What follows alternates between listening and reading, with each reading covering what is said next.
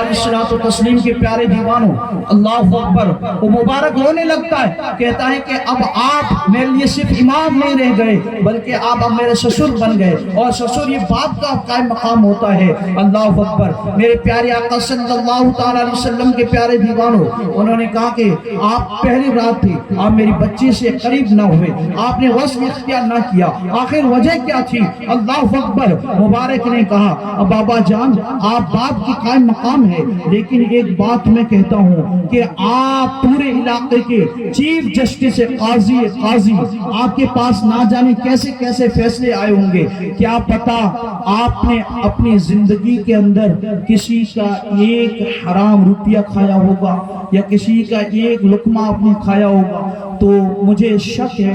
اس لیے ہمارے نبی صلی اللہ علیہ وسلم نے ارشاد فرمایا کہ اگر کسی کے اندر شک مشکوک ہو اور وہ چیز اگر کسی نے کھا لی، یعنی حرام کا لقمہ اگر کسی نے کھا لیا، اللہ اکبر، کہا کہ 40 دن تک اس کی عبادت قبول نہیں کی جاتی ہے، تو کہا کہ قاضی میں اس بات پر عمل کرنے کے لیے میں 40 دن تک تمہاری بچی سے قریب نہیں ہوں گا، جب 40 دن مکمل ہو جائیں گے میں اپنی حلال غذا کھلاؤں گا پھر ان سے قریب ہوں گا۔ میرے پیارے آقا علیہ الصلوۃ والتسلیم کے پیارے دیوانوں، اللہ اکبر، یہ مبارک بڑا ایک غریب انسان تھا، بڑا ایک ادنا انسان تھا، لیکن مال کی لالچ نہیں، مال کی طمع نہیں، اللہ اکبر، دولت کی اس کو لالچ نہیں۔ میرے پیارے آقا صلی اللہ تعالی وسلم کے پیارے دیوانوں، اللہ اکبر، جب 40 دن گزر گئے اور جب فصل ہوا اور اسی رات کو جو نطفہ پڑا اور اس سے جو بچہ پیدا ہوا اور اسے عبداللہ بن مبارک کے نام سے یاد کیا گیا اور کہا گیا یہ عبداللہ بن مبارک کون؟ وہ عبداللہ بن مبارک جنہیں امام اعظم ابو حنیفہ کہتے ہیں، قیامت کے دن میرا رب پوچھے گا تو کیا لایا ہے اپنے نجات کے لیے، بخشش کے لیے، تو میں عبداللہ بن مبارک کو حاضر کر دوں گا۔ نعرہ تکبیر، اللہ اکبر، نعرہ تکبیر، نعرہ رسالت، نعرہ رسالت، مسلک اعلی حضرت، نعرہ تکبیر، نعرہ رسالت۔ میرے پیارے آقا صلی اللہ تعالی علیہ وسلم کے پیارے دیوانوں، وہ بچہ کیا تھا؟ وہ حلال نطفے سے پیدا ہوا تھا، اور اللہ اکبر، امام اعظم ابو حنیفہ کون؟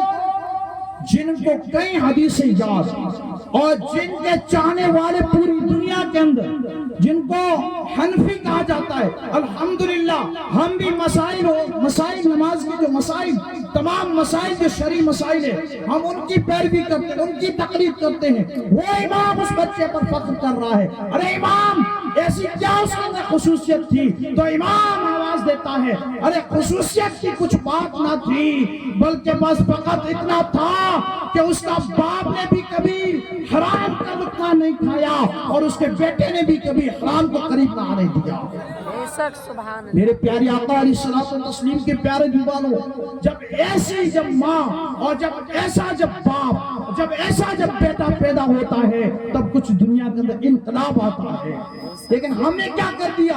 ہم نے مال کے اوپر اللہ اکبر اپنی بیٹیوں کو بیچ دیا، ہم نے مال کے اوپر ہم نے اپنے گھروں کو برباد کر دیا، رشتہ داریوں کے اندر آنن فارن ہو گئی، نفرتیں پھیل گئی، اللہ اکبر، حالات کیا ہو چکے ہمارے۔ میرے پیارے آقا علیہ الصلوۃ والتسلیم کے پیارے دیوانوں، اس لیے مال نہ دیکھو، مال ہوگا لڑکی کی طرف سے آپ کو ملے گا، لیکن اللہ اکبر، کہتے ہیں نا کہ اس نے اپنی بچی دے دی، بچی لڑکی دے دی، تو اب کیا آپ کو اور چاہیے؟ جب اس نے بیٹی اپنی دے دی ہے اور کیا چاہیے؟ اور آج ہماری قوم کس پہ تلی ہوئی ہے؟ اللہ اکبر، ان کے بھائی، ان کا باپ رات بھر نہیں سوتے، انہیں نیند نہیں آتی ہے۔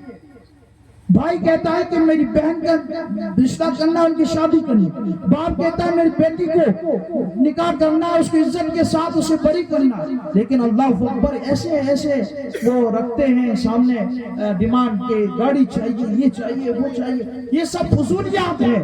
اللہ اکبر، میرے آقا علیہ الصلوۃ والتسلیم کے پیارے دیوانوں، حضور کی کتنی بیٹیاں تھیں؟ 4، حضرت زینب، حضرت ام کلثوم، حضرت ام رقیہ، حضرت فاطمہ۔ کسی سیرت میں، کسی کتاب میں یہ بتا دو کہ حضور نے کسی کو جائز دیا ہو یا حضور نے جس کا کہ نکاح کرایا ہو اور اسے کسی داماد نے جائز مانگا ہو، نہیں ہے کہیں پر، کسی کتاب میں آپ کو نہیں ملے گا میرے آقا علیہ الصلوۃ والتسلیم کے پیارے دیوان۔ دوسری چیز ہے جو دیکھی جاتی ہے وہ حسب، برادری۔ ہم انصاری تو انصاریوں میں کریں گے، ہم منصوری تو منصوریوں میں کریں گے۔ اس برادری نے بھی ہم کو کاٹ کر رکھ دیا، بہت ساری بچیاں، بڑی بڑی ایج کی بچیاں اپنے گھروں کے اندر سسکیاں لے رہی ہے اس برادری کی وجہ سے۔ میرے پیارے آقا علیہ الصلوۃ والتسلیم کے پیارے دیوانوں، حضرت عبداللہ بن مسعود سے پوچھا گیا کہ تمہاری عزت اور تمہاری برادری کیا ہے؟ تو انہوں نے کہا کہ میری عزت میرا اسلام ہے اور میری برادری مسلمان ہونا ہے اور کچھ نہیں۔ میں مسلمان ہوں، میں نے کلمہ پڑھا ہے تو یہ میری برادری ہے اور کچھ نہیں میرا۔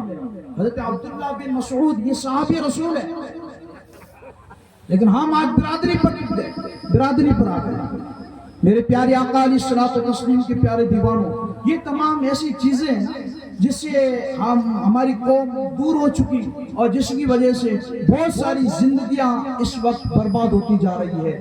اللہ اکبر، اللہ ہم پر رحم فرمائے۔ میرے پیارے آقا علیہ الصلوۃ والتسلیم کے پیارے دیوانوں، جمال دے کر شادی کی جاتی ہے، خوبصورتی ہاں دیکھنا چاہیے، لیکن یاد رکھنا جو صرف خوبصورتی دیکھ کر جو شادی کرتا ہے نا، اس کو دل سے اس کو سکون نہیں ملتا، صرف بس آنکھوں سے ملتا ہے۔ اور جو جمال نہیں بلکہ سیرت دیکھ کے شادی کرتا ہے نا، اس کو دل کو بھی اطمینان ملتا ہے۔ میرے پیارے آقا علیہ الصلوۃ والتسلیم کے پیارے دیوانوں، اور حضور نے فرمایا دین کو فوقیت دو، ترجیح دو دین کو۔ دین والی اگر بیوی ہوگی تو اگر آپ کا قدم کہیں غلط جگہ اٹھے گا تو آپ کو منع کرے گی۔ دین والی بیوی ہوگی تو کبھی آپ کو حرام کی طرف نہیں جانے دیں گے، آپ کو کسی گندے کام کی طرف نہیں جانے دیں گے۔ دین والی جب بیوی ہوگی جس کو دین آتا ہوگا، لیکن میرے پیارے آقا علیہ الصلوۃ والتسلیم کے پیارے دین کا ہمیں خود کے پاس نہیں۔ ایسے حالات ہیں اللہ اکبر، اسٹیج بڑا بہترین سجاتے ہیں، نکاح کے وقت انٹری بھی ان کی بڑی بہترین ہوتی ہے، لیکن اللہ اکبر جب انہیں نکاح کے وقت اگر پوچھا جائے کہ تمہارے گواہ کون ہے، وکیل کون ہے، تو اس میں وہ پھر بس سوچنے لگ جاتے ہیں کہ گواہ اور وکیل کیا۔ ایک جگہ ہم گئے، وہاں ہم نے کہا کہ وکیل کون ہے اس بچی کی طرف سے، تو کہا کہ یہاں وکیل نہیں ہے، سب ڈاکٹر۔ یہ حالات، تو ہم نے کہا ہم لوئر وکیل کی بات نہیں کر رہے ہیں، بیٹی کی طرف سے ہوتا اس کی بات کر رہے ہیں۔ یہ حالات ہے، بڑے علم سے دور ہے۔ اس لیے آج ہماری قوم نے سمجھ لیا پیسہ ہے اور اللہ کے احکامات کو پامال کرتے جا۔ میرے پیارے آقا صلی اللہ تعالی علیہ وسلم کے پیارے دیوانوں، ایک بندہ بڑا گنہگار تھا، اللہ اکبر، اس نے کئی گناہ کیے اور وہ امام لوگوں کی تقریریں بھی سنتا تھا، جمعہ کے دن تقریریں سنتا، محفلات میں جاتا، لیکن اس کے دل پر ایسا زنگ لگ چکا تھا، اسے توفیق نہیں ہوتی عبادت کی۔ اللہ اکبر، ایک دن اس نے سوچا کہ میں اتنے گناہ کر رہا ہوں، اگر اچانک موت آ گئی تو کیا ہوگا؟ ایک دن مرنا ہے، دنیا سے جانا ہے۔ اللہ اکبر، وہ بندہ اپنے گھر سے نکلتا ہے، حضرت ابراہیم بن ادہم کے پاس جاتا ہے، یہ بہت بڑے بزرگ ہے، اور ان کے پاس جانے کے بعد کہتا ہے کہ اے ابراہیم، اے اللہ کے ولی، اے اللہ کے برگزیدہ بندے، آپ مجھے کوئی ایسا عمل بتا دے میں کروں جس کی وجہ سے میرا دل اللہ کی عبادت میں لگے، میں نمازیں پڑھوں، میں قرآن کی تلاوت کروں۔ اللہ اکبر، اس وقت حضرت ابراہیم بن ادہم نے 6 نصیحتیں کی، 6 نصیحتیں۔ اللہ کرے کہ ان 6 نصیحتوں میں سے ایک نصیحت پہ آپ عمل کر لیں اور اللہ ہمیں بھی عمل کرنے کی توفیق عطا فرمائے۔ حضرت ابراہیم بن ادہم نے کہا پہلی بات تو یہ ہے، تیرے لیے نصیحت یہ ہے کہ جب تو گناہ کا ارادہ کرے تو تو اللہ کا رزق کھانا چھوڑ دے۔ اس نے کہا کہ یہ کیسے ہو سکتا؟ چرند پرندہ ہر چیز ہر مخلوق اللہ کا رزق کھاتی ہے اور آپ کہتے ہیں کہ اللہ کا رزق چھوڑ دے، ایسے نہیں ہو سکتا۔ تو حضرت ابراہیم بن ادہم نے کہا کہ پھر اس رب کی تو کیوں نافرمانی کرتا، پھر اس رب کی نافرمانی کیوں کرتا؟ اور دوسری نصیحت پھر فرمائی، کہا کہ اگر تو گناہ کا تیرا ارادہ ہو تو تو اللہ کی زمین سے چلا جا، اس کی زمین کو چھوڑ دو۔ انہوں نے کہا کہ ابراہیم یہ کیسے ہو سکتا، یہ پوری زمین، یہ روئے زمین، یہ سب اللہ کی ہے اور اللہ نے ہی بنائی ہے، اللہ ہی اس کا مالک ہے۔ تو کہا کہ پھر کیوں تو اللہ کی نافرمانی کرتا ہے، تجھے جب پتا ہے کہ یہ زمین اللہ کی ہے۔ اللہ اکبر۔ پھر تیسری نصیحت کی ابراہیم نے نصیحت کی، کہا کہ بندے اگر تو تجھے گناہ کا ارادہ ہو تو ایسی جگہ گناہ کا جہاں اللہ نہ دیکھے۔ اس نے کہا کہ یہ کیسا ہو سکتا، اللہ تو ہمارے دلوں کے بھیدوں کو بھی جانتا، اور یہ کیسے ہو سکتا ہے کہ میں ایسی جگہ جاؤں جہاں اللہ کی نافرمانی کروں، ایسا ہو نہیں سکتا۔ تو کہا کہ پھر اللہ کی نافرمانی کیوں کرتا ہے، پھر تو آپ پلٹ جا، اللہ کی عبادت کر۔ اللہ پھر چوتھی نصیحت، حضرت ابراہیم بن آدم کہتے ہیں اے بندے اگر تو گناہ کا ارادہ کرتا ہے تو ایسا کر کہ جب فرشتے تیرے پاس آئیں، جب تیری روح قبض کرنے کے لیے اسرائیل علیہ السلام آئے تو ان سے اٹ جانا، ان سے اکڑ جانا، ان سے کہنا کہ میں نہیں جانے والا، میں دنیا میں ہمیشہ رہوں گا۔ اللہ اکبر۔ اس بندے نے کہا کہ ابراہیم بھی کیسے ہو سکتا ہے، وہ جب فرشتہ آیا تو اس نے تو اللہ کے نبیوں کی بھی روح کو قبض کیا، بڑے بڑے بادشاہ چلے گئے، تو میں کون سا ہوں، میرے کو بھی جب فرشتہ آئے گا روح نکالے گا تو مجھے بھی جانا پڑے گا۔ تو پھر کہا کہ تو اللہ کی نافرمانی کیوں کرتا ہے۔ اور پھر پانچویں نصیحت، کہا کہ جب تجھے قبر میں لٹایا جائے، تیرے رشتہ دار جب سب چلے جائے واپس، اور جب تیرے پاس منکر اور نکیر سوال اور جواب کرنے کے لیے آئے، تو اس وقت تم نے ان کے سامنے اٹ جانا، اپنا سینہ چوڑا کر لینا اور کہنا کہ میں تمہارے سوالوں کے جوابات نہیں دینے والا۔ تو اس نے کہا کہ یہ کیسے ہو سکتا ہے، اس وقت نہ میری کہاں سے چلے گی، وہ اس وقت مجھے تو ان کے سوالوں کے جواب دینے ہی پڑیں گے، اگر نہیں آئیں گے تو مجھے اس کا افسوس کرنا ہی پڑے گا، یہ نہیں ہو سکتا۔